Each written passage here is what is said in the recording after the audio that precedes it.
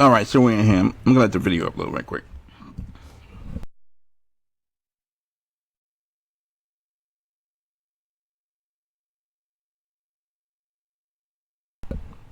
All right, this is Trump and G, of course. This is Trump and NABJ play the dozens.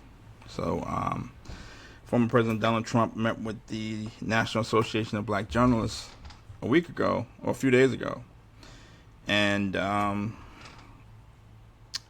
pretty contentious. But of course, the Trump still pulled it off.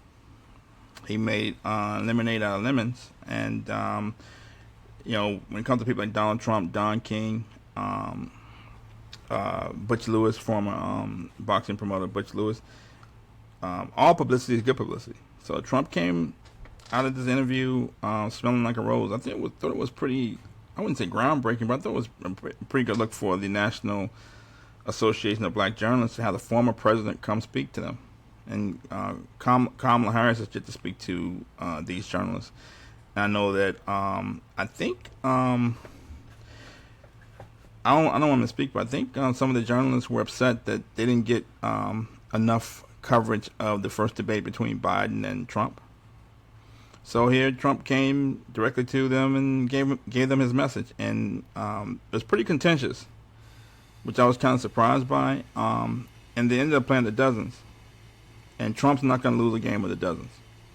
So what people like Rachel Scott, who interviewed Trump, a lot of these young journalists don't understand that Trump has been making news since the 80s, when these people either weren't even born yet or were still in diapers. He and Don King and Butch Lewis, these people are making news and helping journalists sell newspaper and helping media outlets get publicity for stories and for their networks for years. So he knows more about this game than Rachel Scott. So I'm going to play a large part of I guess like 4 or 5 minutes of the interview. This is real news and commentary, by the way. So I just want to put that out there so we don't get a strike. But here goes. I'm going to try to share my screen.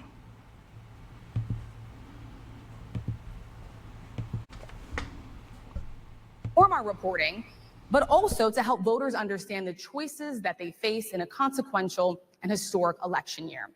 NABJ has partnered with PolitiFact to fact-check this conversation in real time. You can access that feed on social media using the hashtag NABJFactCheck. Again, the hashtag is NABJFactCheck. We have a lot to get to, and we do not want to waste any time, so let's bring out the former president of the United States, the Republican nominee for president, former President Donald Trump.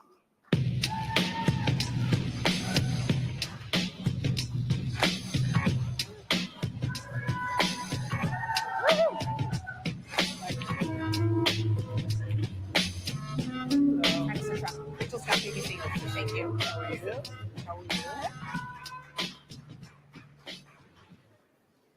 Mr. President, we so appreciate you giving us an hour of your time. I want to start by addressing the elephant in the room, sir. A lot of people did not think it was appropriate for you to be here today. You have pushed false claims about some of your rivals, from Nikki Haley to former President Barack Obama, saying that they were not born in the United States, which is not true. You have told 4 congresswomen of color who were American citizens to go back to where they came from. You have used words like animal and rabbit to describe black district attorneys. You've attacked black journalists, calling them a loser, saying the questions that they ask are, quote, stupid and racist. You've had dinner with a white supremacist at your Mar-a-Lago resort. So my question, sir, now that you are asking black supporters to vote for you, why should black voters trust you after you have used language like that? Well, first of all, I don't think I've ever been asked a question so in such a horrible manner. First question. You don't even say, hello, how are you? Are you with ABC? Because I think they're a fake news network, a terrible network. And I think it's disgraceful that I came here in good spirit. I love the black population of this country. I've done so much for the black population of this country, including employment, including opportunity zones with Senator Tim Scott of South Carolina, which is one of the greatest programs ever for black workers and black entrepreneurs. Done so much. And, you know, and I say this, historically, black colleges and universities were out of money. They were stone cold broke. And I saved them, and I gave them long-term financing, and nobody else was doing it. I think it's a very rude introduction. I don't know exactly why you would do something like that. And let me go a step further. I was invited here, and I was told my opponent, whether it was Biden or Kamala, I was told my opponent was going to be here. It turned out my opponent isn't here. You invited me under false pretense. And then you said, you can't do it with Zoom. Well, you know, where's Zoom? She's going to do it with Zoom, and she's not coming. And then you were half an hour late. Just so we understand, I have too much respect for you to be late.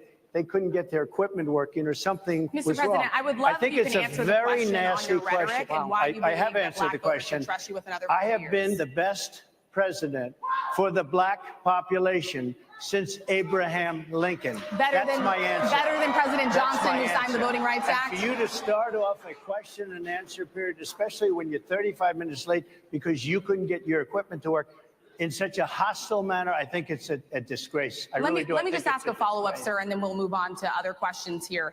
Some of your own supporters, including Republicans on Capitol Hill, have labeled Vice President Kamala Harris, who is the first Black and Asian American woman to serve as vice president and be on a major party ticket, as a DEI hire. Is that acceptable language to you? And will you tell those Republicans and those supporters to stop it? How do you define DEI? Go ahead. How do you define Diversity, equity, inclusion? Okay, yeah, go ahead. Is that what your definition? That is Give me a literally definition the words then. Would you give me a definition DEI. of that? Give me a definition. Sir, I'm asking you a question, a you very have to direct define question. it.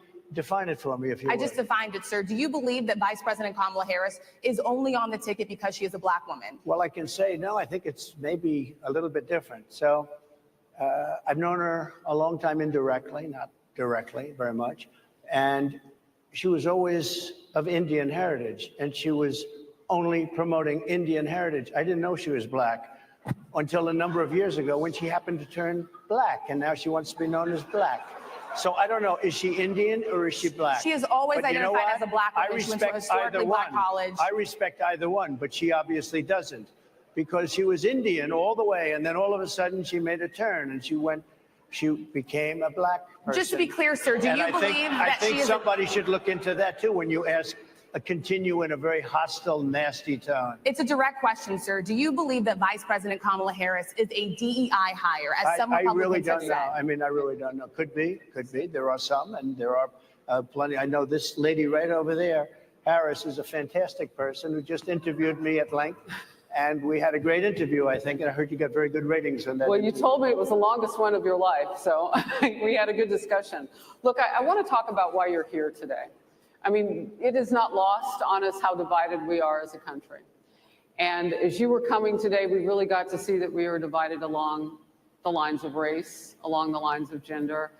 And there is this question of, in this moment where we are, why come here? What is your message today? My message is to stop people from invading our country that are taking, frankly, a lot of problems with it. But one of the big problems, and a lot of the journalists in this room I know and I have great respect for, a lot of the journalists in this room are Black. I will tell you that coming from the border are millions and millions of people that happen to be taking Black jobs. You had the best. What exactly is a Black job, sir? A Black job is anybody that has a job. Okay, so basically, all right, so they basically played the dozens for a few minutes. Miss Scott, she basically said she's gonna fact check real time the interview. When was the last time the media fact checked a politician? When was the last time they fact checked a meeting with Obama or comments from Obama or Joe Biden, assuming he was coherent?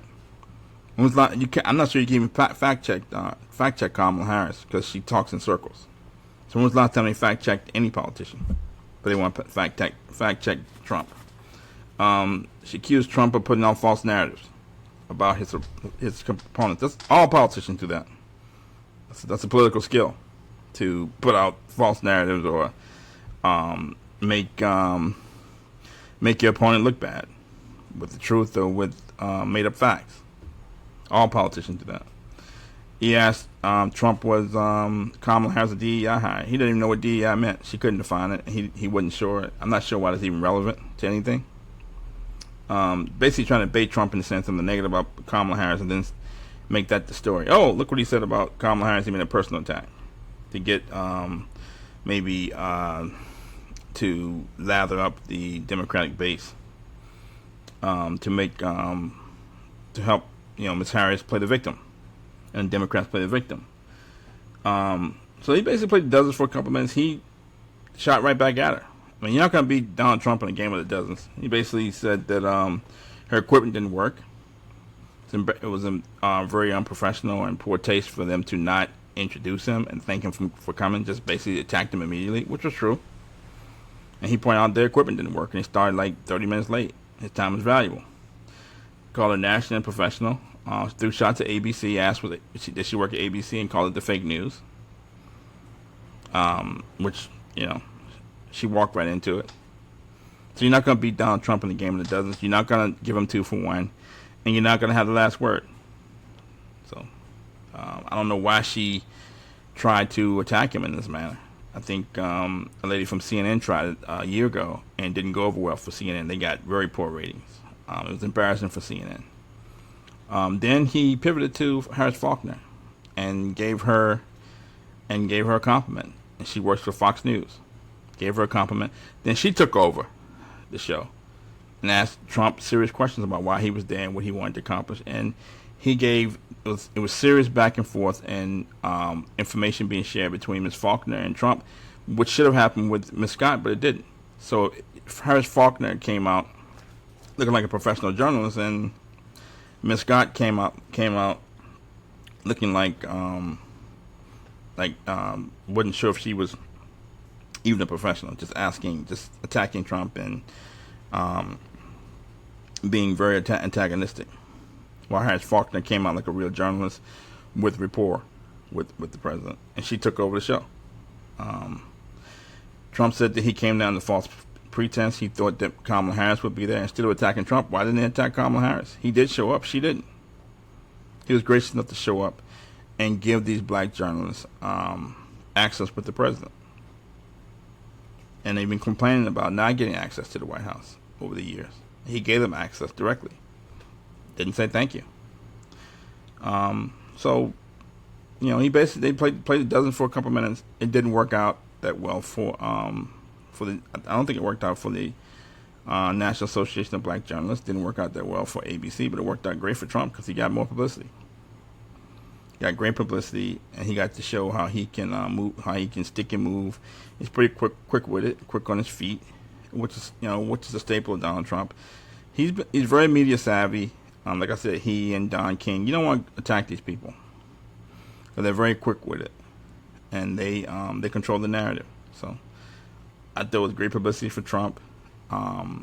Great that he went out to meet with these black journalists, and he took the antagonistic attitude very well, and he pivoted to Harris Faulkner, and Fox and Harris Faulkner won the day. So that's basically it. That's Trump and NABJ play the dozens. And like I said, you don't want to play the dozen with Donald Trump. Thank you for listening. Thank you.